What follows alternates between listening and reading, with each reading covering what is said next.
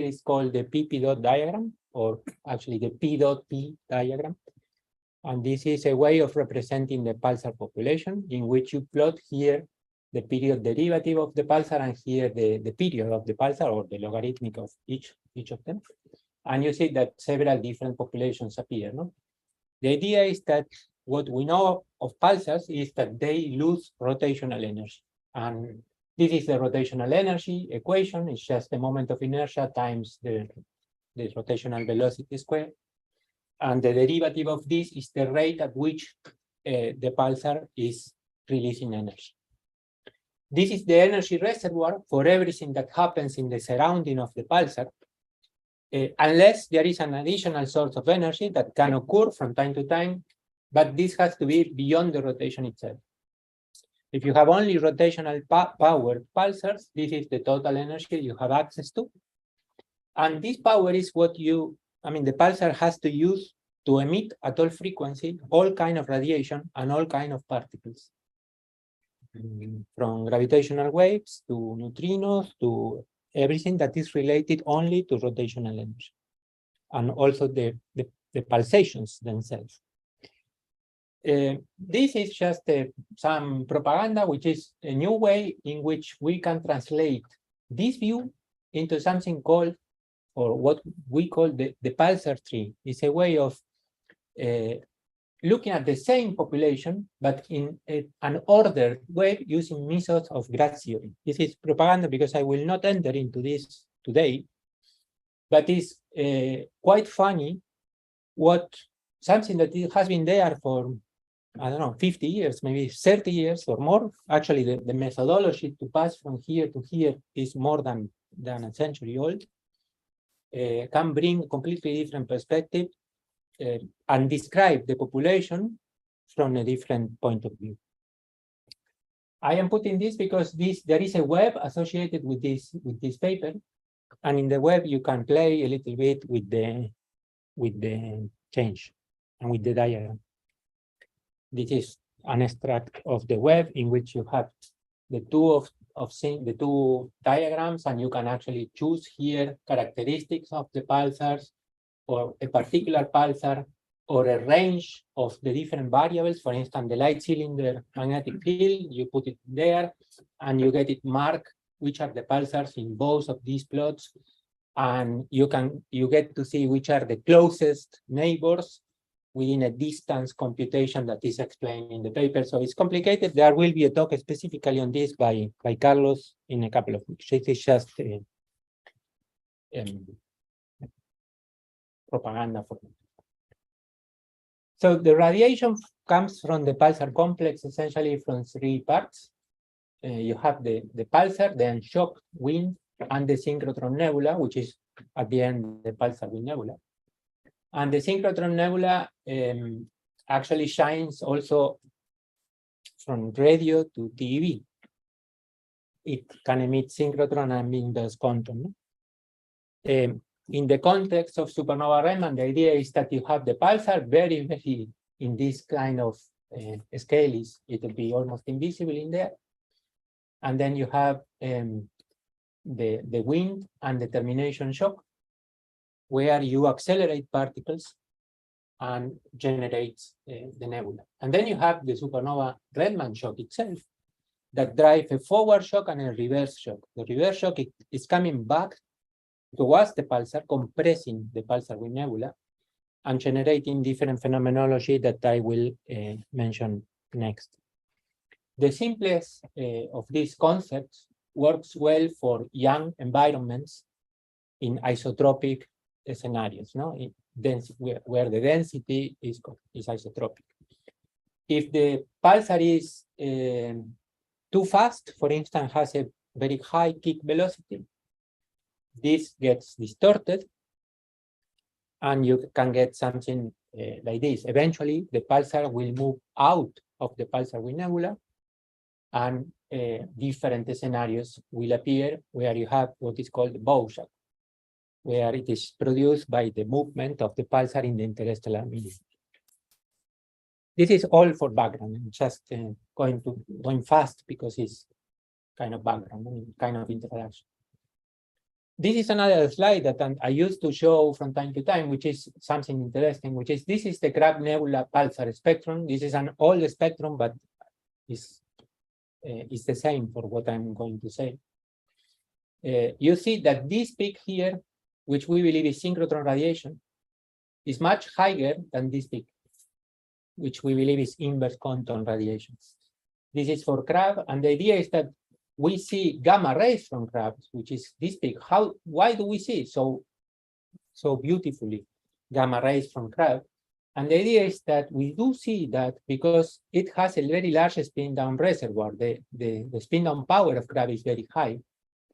But again, the gamma ray luminosity is much less than the spin down power and much less than the radio emission and X-ray emission coming from synchrotron. So the idea was, okay, maybe there could be a very large zoo of pulsar wind nebula, a lot of pulsar wind nebula, for which if you start from something that is less luminous, the energy is much less, then the magnetic field of the nebula, which is related to the rotational energy as well, should be weaker. And because you have a weaker magnetic field nebula, this would go down and equilibrate the rate of losses with inverse Compton. So this goes down, this goes up, and then you should see many more pulsar wind nebula, more or less with the same luminosity, even when the rotational power is much less. So Crab was 10 to the 38 Hertz per second of rotational power. Here we have 10 to the 37, 10 to the 36, different examples. There are many more. And the luminosity is exactly the same as in Crab. So this idea was substantiated by data. So why do we care about pulsar wind nebula? Essentially because when we refer to pulsation, the pulsed part of the pulsar, the pulsations of the pulsar, this is typically less than 1% of the spin down power. The rest of the spin down power is actually lost in the pulsar wind. So if you really want to understand the energetics of what is driving the pulsar energetic, what the pulsar is doing, at the end, you have no escape than to study the pulsar wind nebula. They connect with a lot of things, with the compact star, the supernova remnant they leave, the explosion and the supernova remnant that the explosion left. The kick velocity plays a role. Mostly the interaction with the reverse shock is very important as well. And you have to get all these interfaces right. The directing radio and gamma ray emission allows you to determine also the particle spectrum, the magnetic field strain, and the energy density of the background photon field, and many more things. The morphology also allows you to infer properties of the progenitor and of the environment. Escape of particles from pulsar wind nebula could contribute to cosmic rays, and also they flare. There should be an efficient and rapid particle acceleration, like in an AGNs or PRVs, for instance, magnetic reconnection or shock acceleration, because we do see pulsar wind nebula flaring. And they also connect with gravitational waves, fast radio bursts, and are multi-messenger options. So let me just shift gears for a little while and speak about Cherenkov telescopes. This is a figure that comes from the Cherenkov Telescope Array Observatory and Consortium.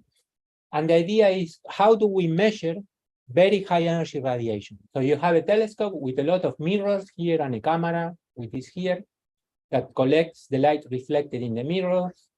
This is open, there is nothing surrounding the mirror. And what we see here is Cherenkov radiation that is produced in the atmosphere. So a gamma ray enters in the atmosphere, produces an electromagnetic shower, which is all of this, and the particles in here move faster than the speed of light in the medium and radiate Cherenkov radiation. And then this is what you detect in here and reconstruct the energy and the direction, the rival direction of the original particle. The name of the game here is to distinguish this gamma ray particle from a cosmic ray particle. The background here is that you have a lot more protons than gamma rays, and it is very difficult to make this distinction of the signal.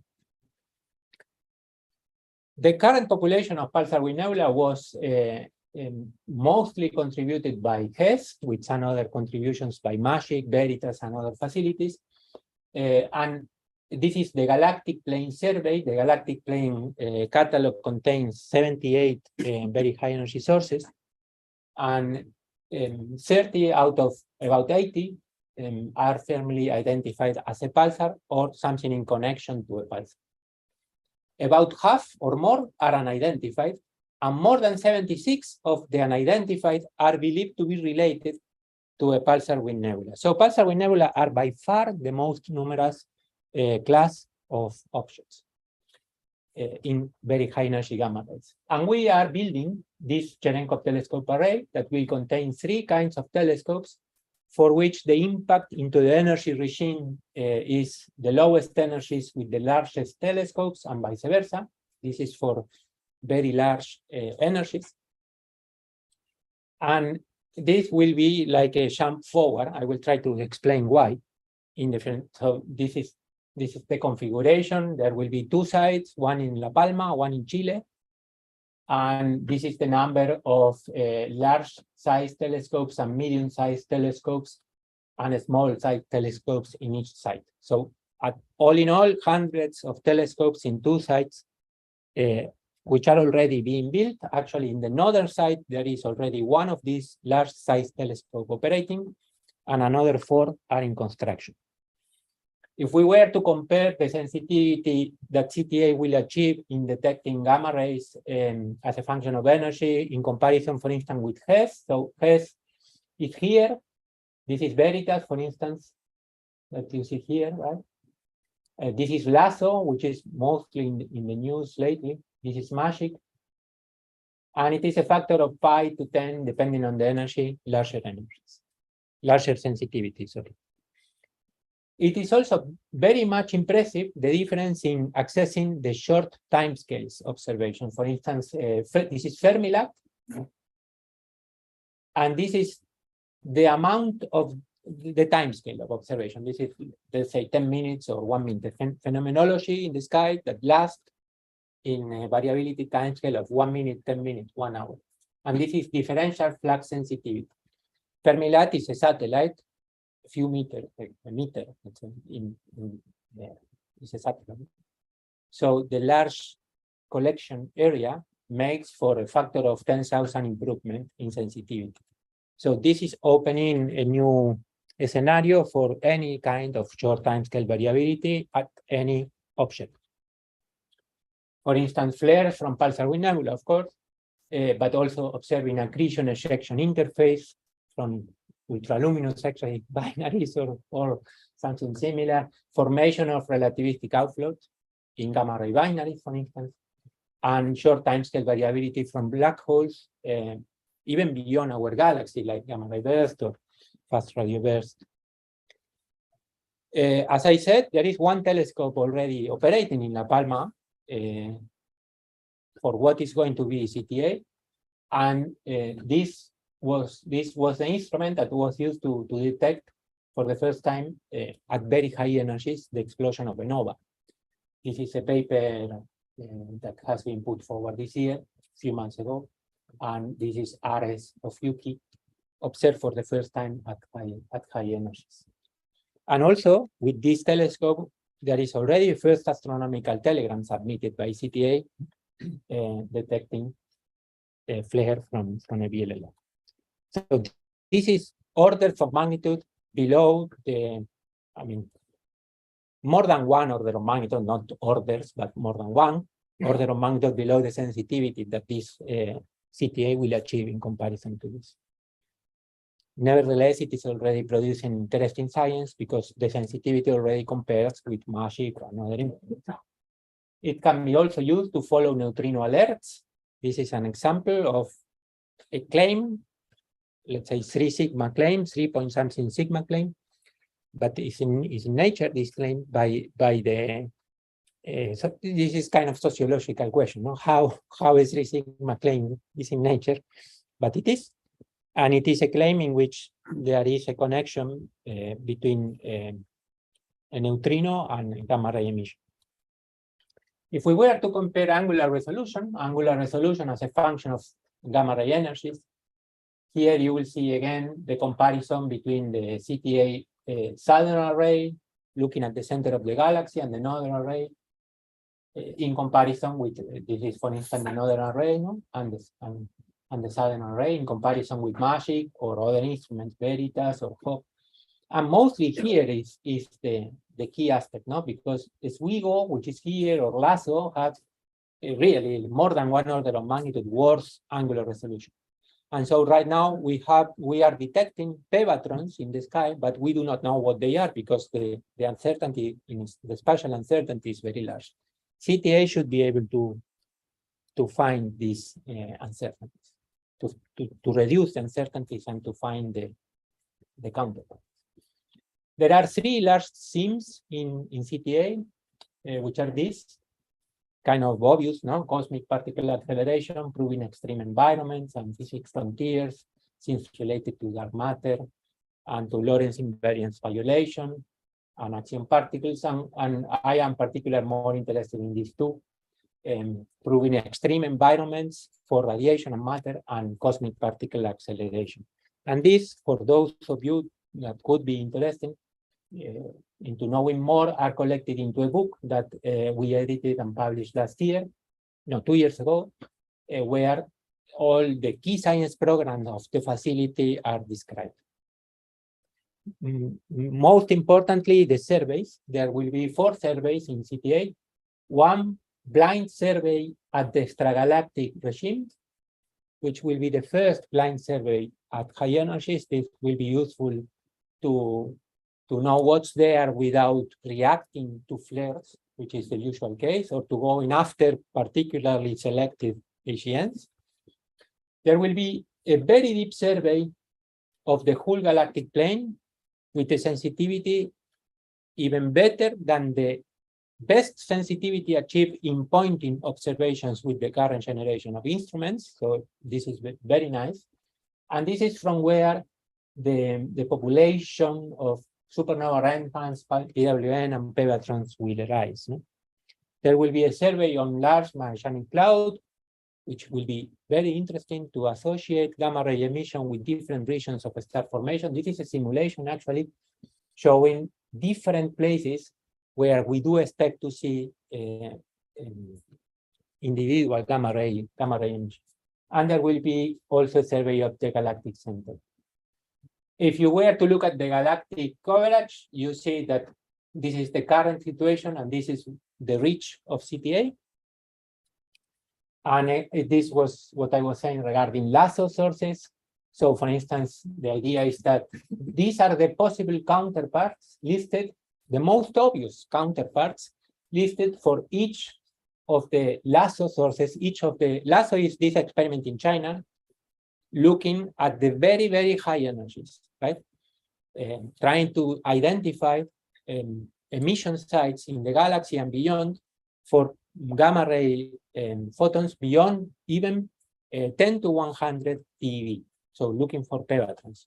So these are the pevatrons, but actually we don't know what they are because the uncertainty is very large, the angular uncertainty. And then the population grows. We will pass from 70 to several hundred PWN. So we will get to see not only an increase in the number of sources, but an increase, an improvement, let's say, in trying to identifying pulsar wind nebula, supernova remnants, and other classes of objects in evolutionary states that have not yet been seen with the current generation. This is again to emphasize this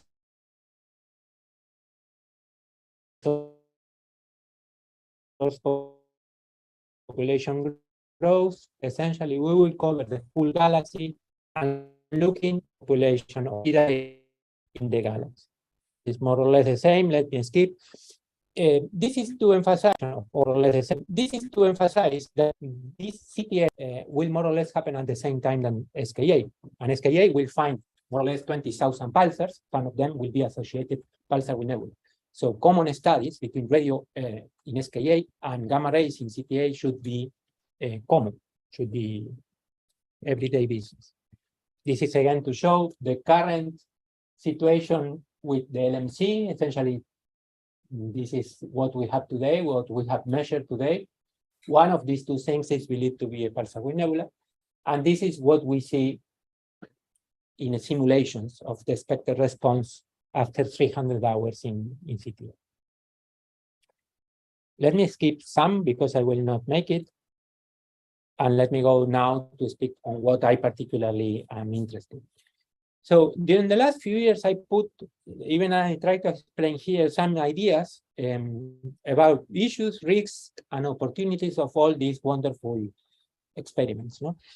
And the first thing that one has to deal with an increase of 5 to 10 times of the sensitivity is that you will have to confront most likely the issue of confusion, astronomical confusion, apart from the scientific normal confusion. But the issue of confusion is not trivial. It's not trivial even to model, because there are things that you never know until you really are there. So the only thing you can do is to try to make simulations. No? And this is a paper that appeared, it's not even appeared, that was accepted actually today, and so it will appear tomorrow or the day after in AstroPH, where what we did was to use the current population of pulsar wind nebula, for instance, simulate them into CTA using the templates of the real observation we see today, the real fluxes, everything, analyze how would CTA see them, and try them to confuse them, so to put them close by, following a population, let's say, not a population synthesis model, by respecting the separation of the population numbers that we expect for these sources. So the number of simulations is quite high because it grows obviously with this way. So we are actually limited by the computation time. I can explain this later. And also distances has been fixed, and this after this you can rescale them. And we confuse, the idea was we confuse these two templates in pairs at different distances, different rotations of the templates. And then we ask whether CTA would be, if we have these templates as if they were provided theoretically, whether we could associate the theoretical template with the observational one that we see. And this not only for the confused sources, but also for isolated sources. This is too technical to enter into this, so this is how we did it. But essentially, we did establish a criterion which has to do with fitting the two sources and trying to define what is strictly confused, also taking caveats that the strict confusion, maybe there is more confusion than the strict confusion, and there is some discussion about this in the paper. This is, again, to just go into the nitty-gritty details. No? But essentially, I mean, here we see that more or less half of the population, a little bit less than half, is, let's say, these two numbers, 30%, 20-something%, is going to be confused in CTA data. So all of what I showed before needs a way of deconfusing in order to actually extract knowledge of the whole population of what we will see. We have to be very careful, because 30% of the population will mislead you, because this is very likely that it will be confused. In addition, we were able to compute how many times we were actually misled, because this time we are simulating, so we know what we are inputting and we know what we are getting. And we find that it depends on how dim and how small are the sources that we have in the sky. And it is very reasonable to suppose that the better the sensitivity, the larger the sensitivity, the dimmer the sources you will get access to will be, and the smaller they will be. So this is going to be worse than what we see today, with a worse sensitivity, which allows you to see only the brightest of the population. So there is a whole discussion on this, and the bottom line is that this is something that we had to take care. At the same time, we have been able to identify when they are not confused. More than 90% of the templates were correctly identified, which is very nice for all the rest of the cases, because we are already going from a few tens to a few hundred pulsar wind nebula. So there will be a population, but in order to extract the whole knowledge of using the whole population, we had to solve for confusion. So this is one thing. The other thing is that what's behind this idea, for which the first deep analysis is in this paper, is that the multi-wavelength identification technique that we use today in order to identify not only pulsar wind nebula, but any object that is observed in gamma rays is too costly and often it is ineffective. Remember that we have 50% of the current population of TeV sources were unidentified.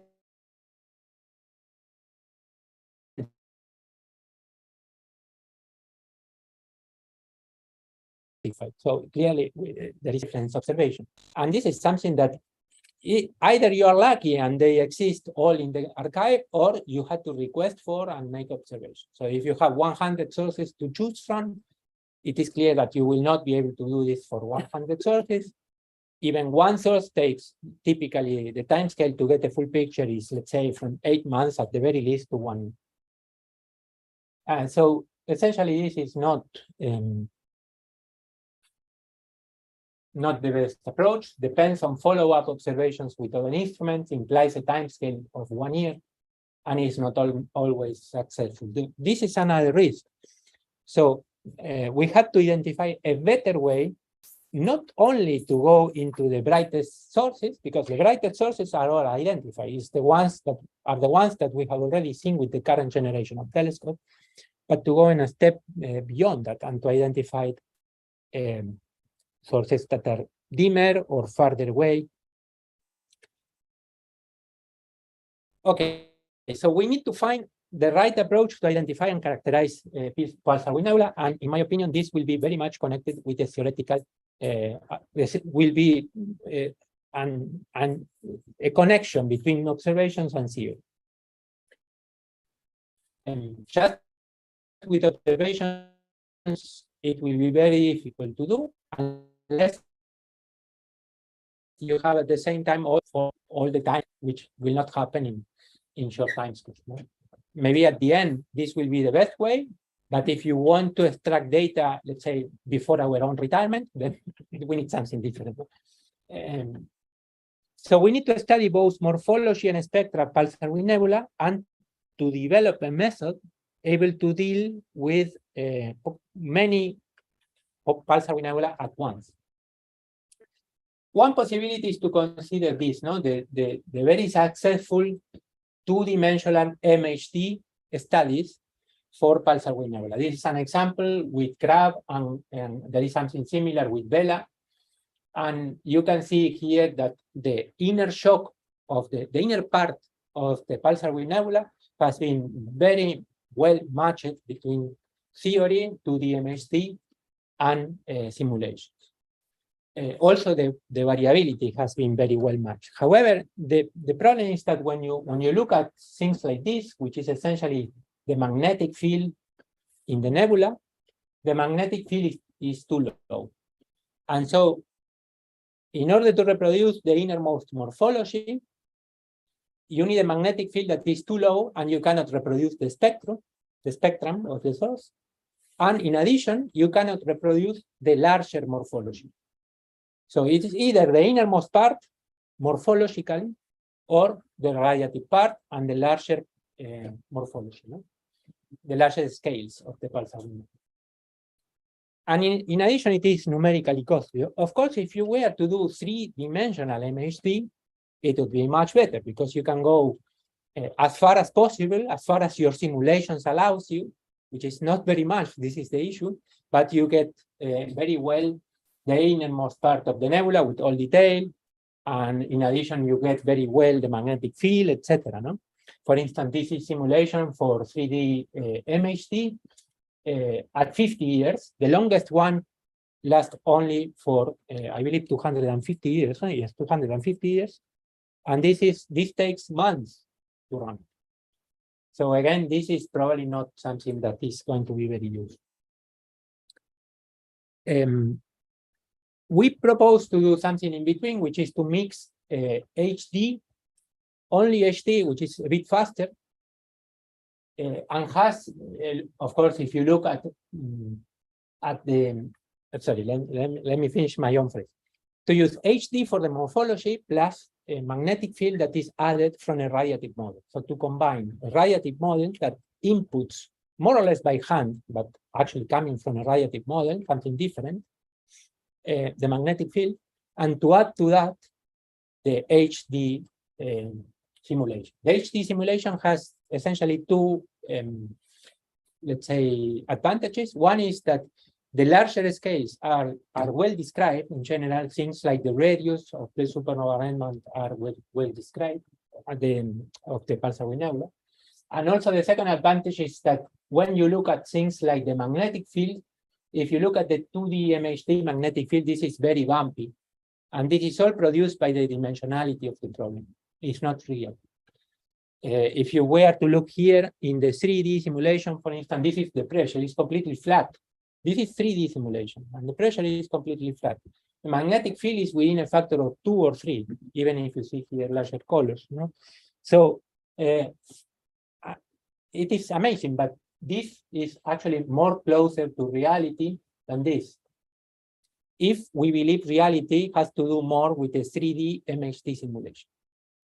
So maybe this could be a way forward. This was an idea, and we are trying to see whether it works or not. But my point is there should be something, because 2D MHD will not work, 3D MHD will even less work.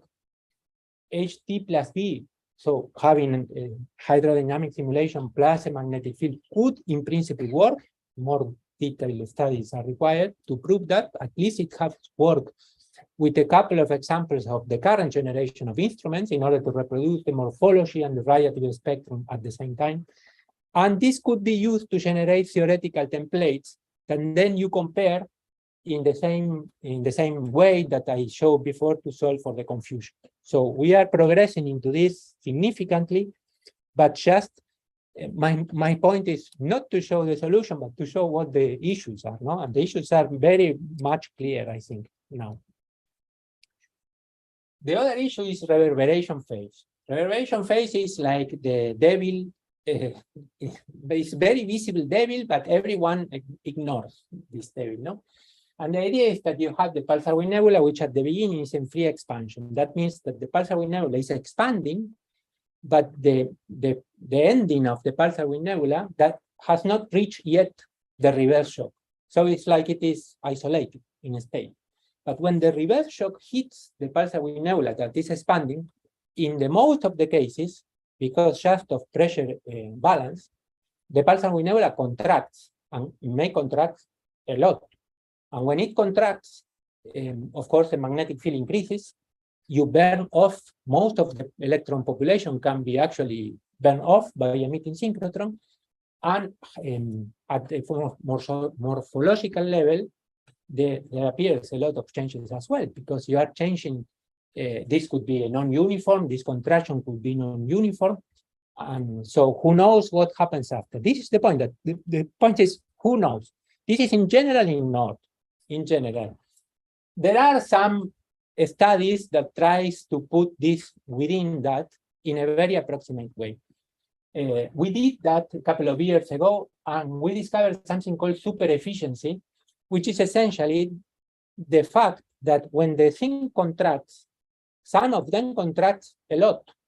And when they do contract a lot, the energy reservoir is no longer the rotational power, because you have the environment inputting energy into your system, the Pulsar Wind Nebula. So in principle, you can have an X-ray luminosity which is larger than the spin down luminosity at the time. And this would be, right now, would be a mystery.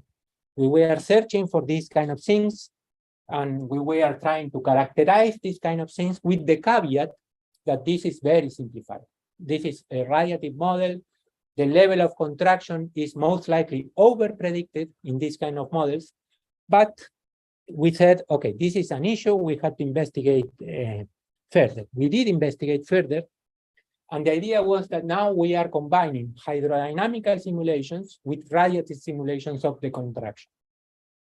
And we have seen, for instance, what the difference could be.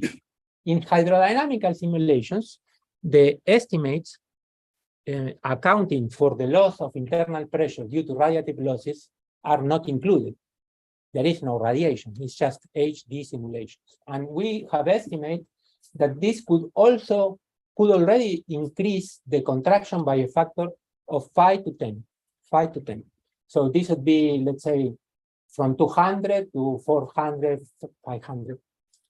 This is the ratio between the largest expansion and the minimal size of the pulsar wind nebula after it was contracted.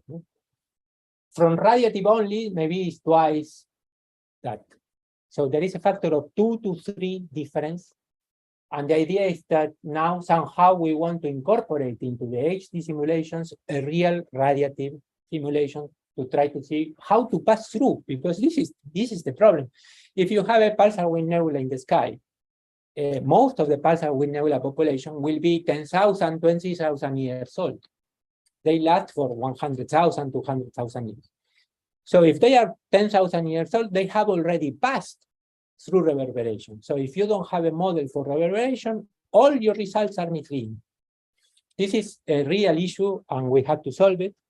And to solve it, there is now an international collaboration where we have published 3 papers. This is in collaboration with a group in Firenze. And first, we revisit the evolution of non-radiative supernova remnants, trying to better parameterize the position of the shocks. This is currently given by what is called the Trulov-McKee positions, which is used, if you go to ADS, is 1,000 times the number of citations. And here, if you want to get the red pill of the matrix, you will see what the problems are in those kind of approaches. There are significant issues in there. We have spelled them out and produced new parameterizations. So this is like starting from the very basics. These new parameterizations, if you look at some places, it seems that there are 10, 20% differences. Sometimes it's much more, it's even 100%, but most of the cases is 10 to 20% difference from Trulov and McKee. When you input this into a radiative model, the difference could be a lot, maybe 200 times, 200% of the minimal radius is increased or decreased.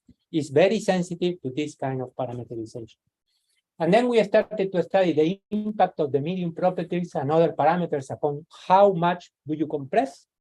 And our last paper, that is not yet out, but is already under referring, is to really go and study the anatomy of the thin shell evolution. What do we mean? We mean that the reverse shock is assumed, and the shock of the nebula is assumed to be a collision like a thin shell. No?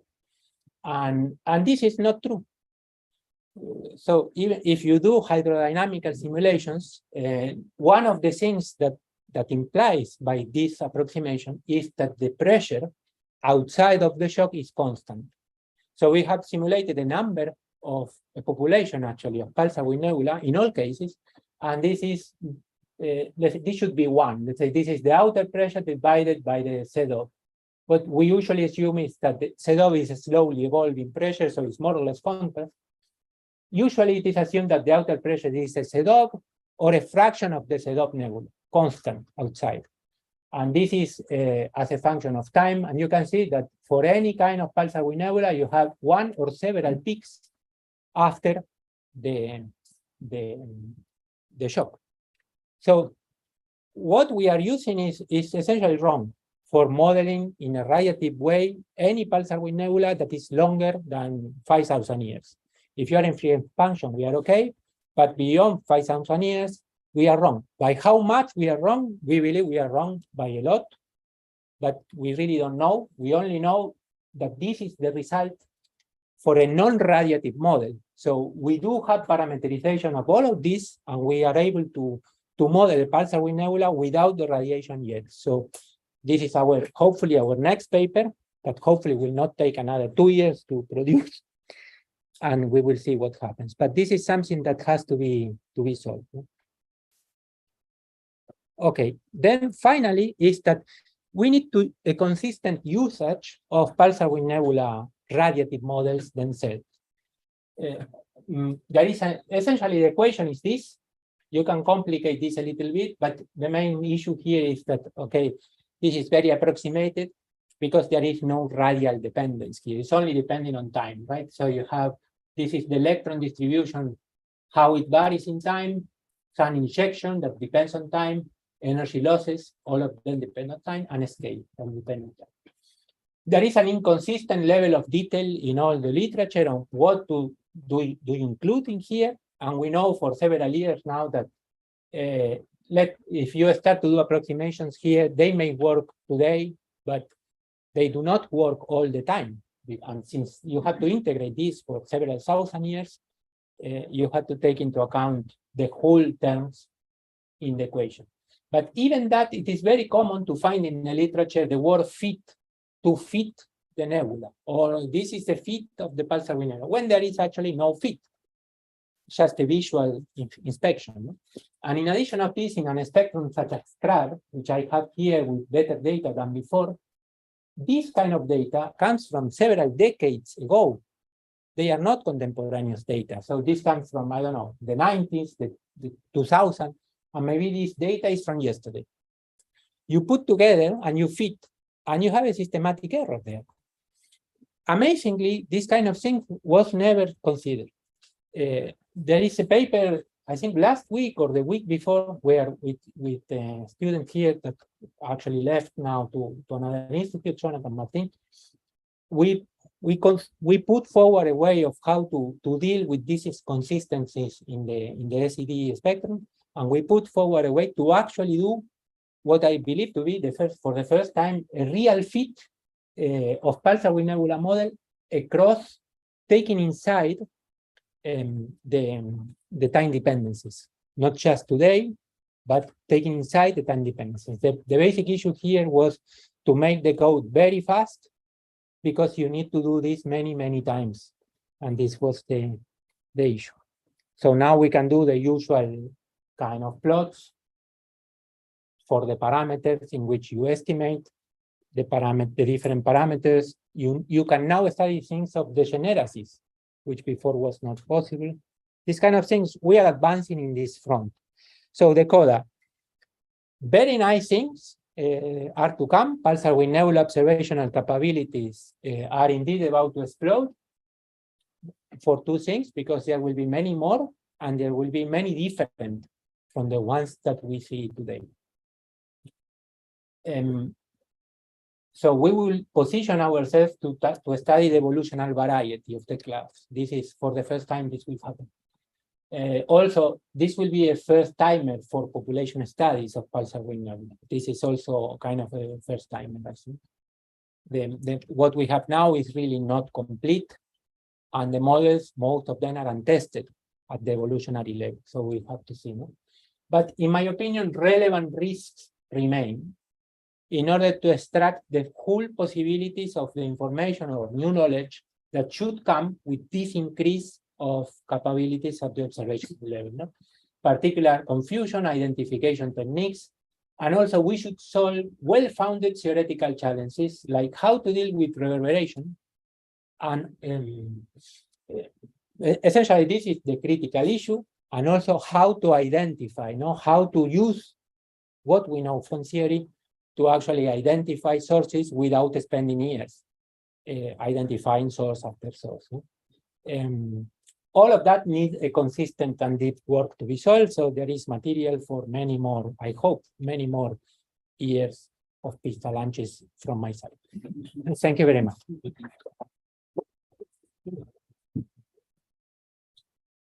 Thank you very much, Diego, for this comprehensive review. So, questions, curiosities, Nanda? I have very basic questions. So, how many PWN within the CTA were discovered of pulsars that we do not know yet?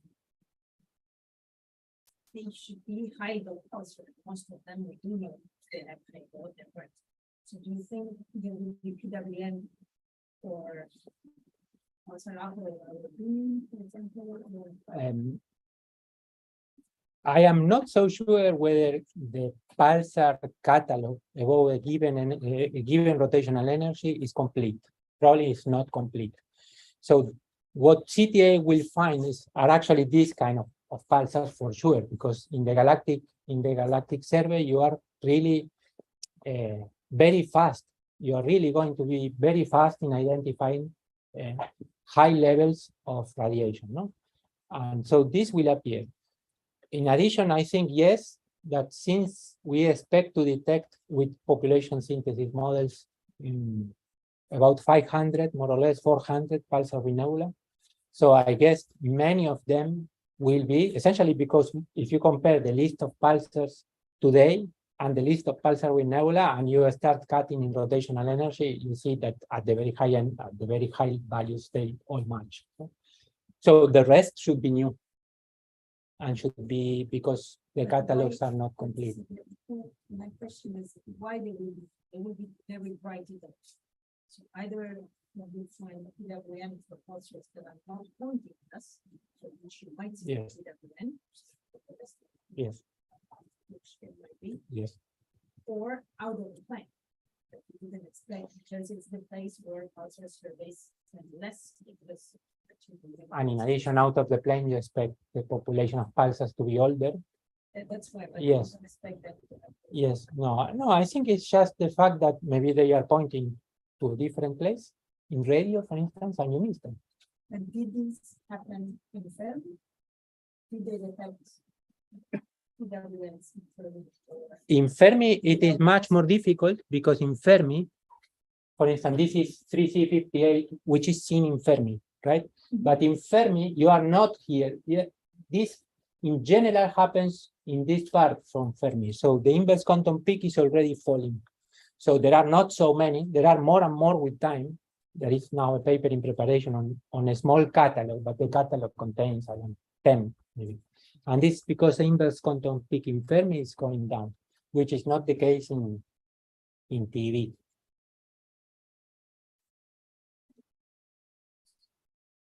I have a question, but I missed the first two slides.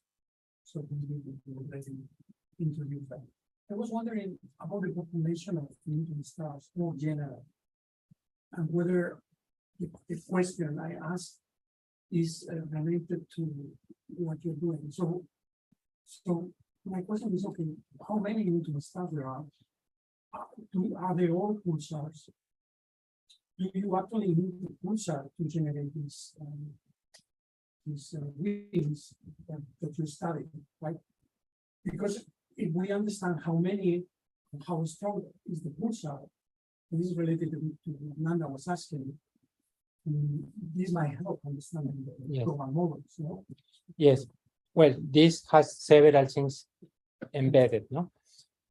My understanding of the situation is what we see is just what we see as pulsars from the population of neutron stars is just a fraction, a very small fraction of the population for several reasons. Because of geometry, yes. Also because of sensitivity, because as I said, we really don't know, but from the population we know now, typically the pulse part of the luminosity, just the pulsations at all frequencies, even for crab is 2%. So there should be a lot of neutron stars. This is probably the group in Nanda, this in population synthesis can answer better than me, that simply are there as neutron stars, but are not going to be detected easily as pulsars. No? Then from the pulsar wind nebula, we should see essentially all the pulsar wind nebula that there are. So, and we believe that every neutron star that is powerful enough, at least in the first few 1,000, 10,000, for up to, let's say, 30 to 50,000 years, should hold a pulsar wind nebula that should be visible. So, in principle, it's a window to actually see the current population of young objects, much better than what we expect to see for the pulsars themselves. And the binaries, they never have pulsar wind nebulas. This is another issue. The binary, some of them have pulsar wind nebula. For instance, things like transitional pulsars, for instance, currently we are modeling them with a small pulsar wind nebula. At least some of them in some phases, in some states. and some others like redbacks and could also host a pulsar wind nebula. Gamma ray binaries, for instance, have pulsar wind nebula phenomenology. What does it mean? That you have the pulsar wind nebula, but the wind of the companion, which is a larger star, is not like a redback, which are already eaten stars. No? These are maybe a BE star, so very large star, has a very strong wind. So all the pulsar wind nebula is compacted into the orbit of the binary. So these are very nice objects also to study the scales at which you do not have access when you have a pulsar wind nebula isolated. But it's a pretty, at least as far as I understand and what I read, I would say that there should be a pulsar wind nebula for every powerful neutron star.